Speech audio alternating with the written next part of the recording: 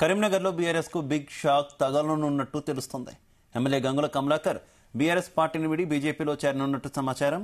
కాగా కేంద్ర హోంశాఖ సహాయ మంత్రిగా నియమితులైన బండి సంజయ్ కు గంగుల కమలాకర్ శుభాకాంక్షలు తెలుపుతూ ఫ్లెక్సీ ఏర్పాటు చేశారు.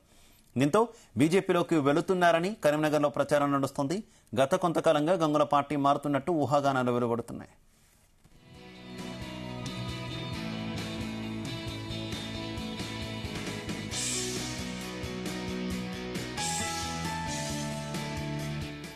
కాగా అసెంబ్లీ ఎన్నికల్లో బీఆర్ఎస్ తరపున గంగుల కమలాకర్, బీజేపీ తరపున బండి సంజయ్ పోటీలో నిలిచారు. ఈ ఎన్నికల్లో గంగుల కమలాకర్ కు గట్టి పోటీ ఇచ్చారు బండి సంజయ్.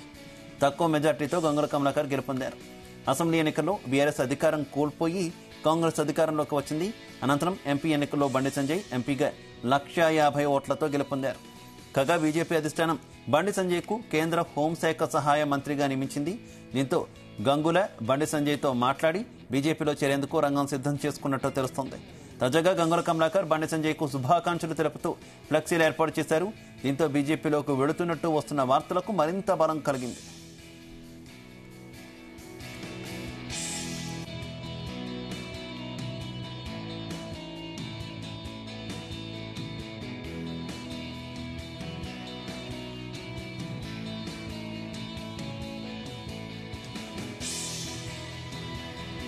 కరీంనగర్లో బీఆర్ఎస్ కు బిగ్ షాక్ తగలనున్నట్టు తెలుస్తోంది. ఎమ్మెల్యే గంగుల కమలాకర్ బీఆర్ఎస్ పార్టీని వీడి బీజేపీలో చేరనున్నట్టు సమాచారం.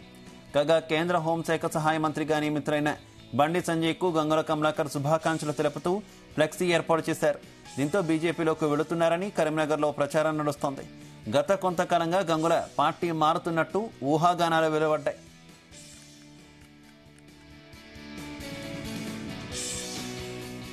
కాగా అసెంబ్లీ ఎన్నికల్లో బీఆర్ఎస్ తరపున గంగుల కమలాకర్, బీజేపీ తరపున బండి సంజయ్ పోటీలో నిలిచారు. ఈ ఎన్నికల్లో గంగుల సంజయ్